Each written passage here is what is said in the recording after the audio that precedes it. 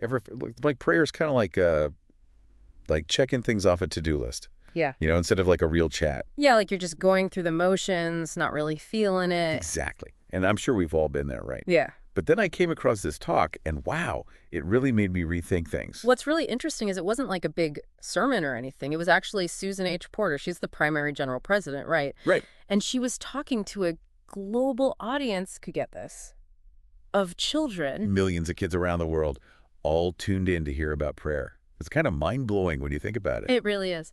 But kids, they have this way of cutting through all the noise and getting right to what matters most. So true. And that's what this talk does. It starts with the simple idea. Prayer's a gift. Not homework, not something you have to do, but a gift. I love that because it really emphasizes that personal connection, right? Like we have this direct line and it's always available. 24/7. No roaming charges. It's incredible when you think about it. We all crave that connection, that feeling of being heard. Totally. Okay, so she calls prayer a gift. Uh, I like that a lot. What else makes this talk so unique? Well, she breaks this big idea of prayer down into 3 things. Praying to know, praying to grow, and praying to show. Like a roadmap for prayer. Exactly. I like it. Okay, so let's start with that first one. Pray to know. Yeah.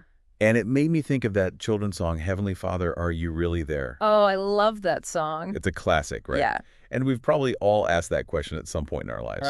Oh, absolutely. Especially when we're kids and everything feels so new and maybe a bit scary.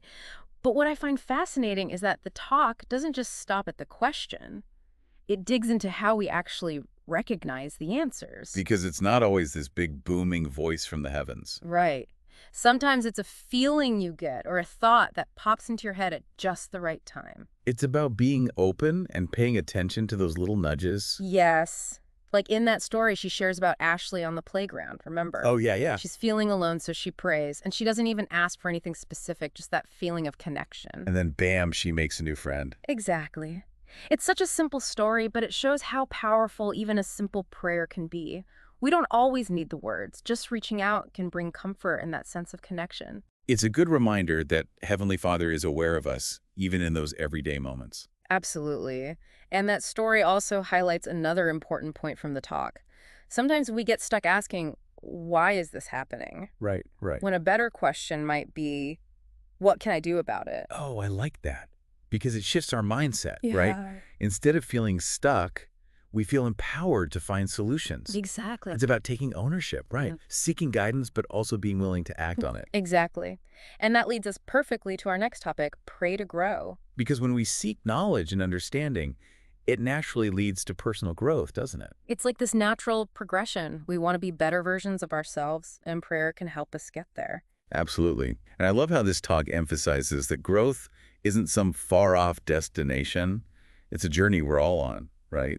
No matter where we are in life. Exactly. And we don't have to go it alone. One thing that really stood out to me was the reminder that we have Jesus Christ to guide us. He's right there with us every step of the way. He gets it. He understands our struggles because he's been there. And knowing that we can turn to him for strength and support, that's huge. It is. Like in that story about Jonah, remember? This 10-year-old boy. Yes. He was dealing with anxiety on his way to school. I mean, who hasn't felt that, right? Oh, absolutely. Those nerves, the what ifs, it's so relatable. Exactly. And his prayer, it didn't magically make the anxiety disappear, but it gave him the courage to face it. To keep going. And I think that's such a powerful message.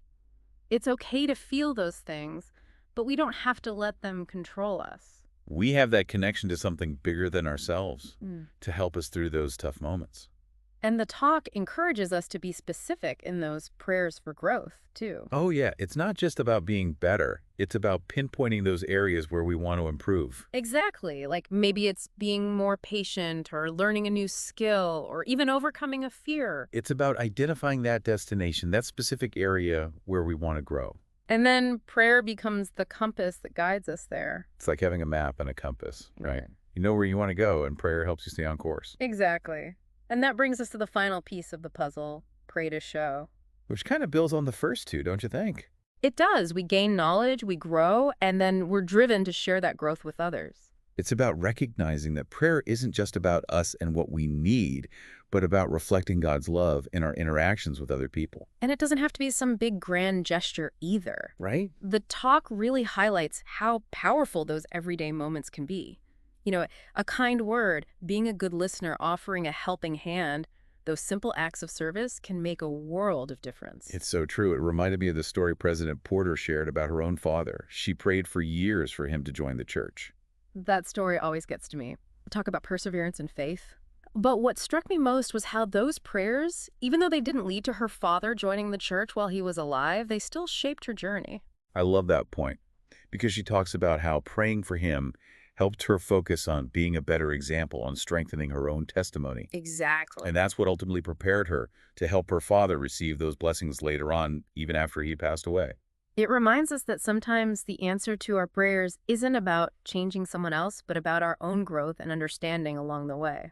It's about trusting that even when we can't see the big picture, Heavenly Father has a plan, and our prayers are a part of that. And so often those answers bring unexpected blessings, things we couldn't have even imagined when we first started praying. It's a hopeful thought, isn't it? So we've been talking about these three powerful tools for a more meaningful prayer life: praying to know, praying to grow, and praying to show. And they all work together, don't they? Each one building on the last, creating this upward spiral of faith, growth, and then action. And you know what really stuck with me? That image of children all over the world praying.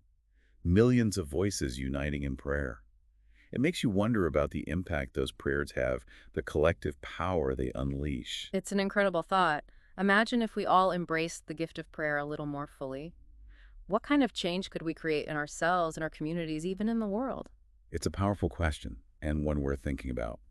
So as we wrap up our deep dive into this talk, we encourage you to keep exploring, keep seeking those deeper connections, and keep those conversations going. Until next time, may your prayers be filled with purpose and your lives filled with light.